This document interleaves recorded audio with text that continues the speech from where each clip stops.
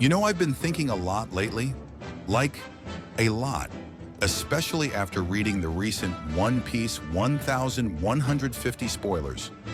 I've had these long shower thoughts, random aha moments, and quiet time to just sit with everything we've learned. I've made a ton of theories over the years. Most of them completely wrong, RIP to those. But after the latest info, I think I'm starting to see the bigger picture Oda's been painting this whole time. And honestly, it's not what a lot of people in the theory community are expecting. So here's what I've come to believe. I don't think there were ever any real gods in the One Piece world. Yeah, I know. Crazy, right? We've heard about the Earth God, the Forest God, the Sea God, the Sun God, all that mythological stuff. But the more I think about it, the more it feels like these aren't actual divine beings. They're metaphors. Oda's been hinting at this idea for ages, that there are no gods in One Piece, only people who claim to be gods, or people who others see as gods. The celestial dragons literally call themselves gods. Enel called himself a god.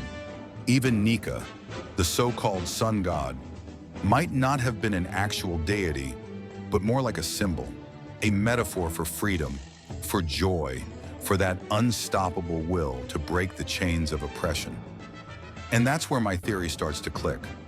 What if those gods we keep hearing about weren't gods at all, but people, nations, or even forces of nature that played huge roles in shaping the world before and during the Void Century? Like maybe the Earth God represents the people who controlled land, the builders, the ancient civilizations. The Sea God could symbolize those who ruled the oceans, the ones who mastered navigation and trade.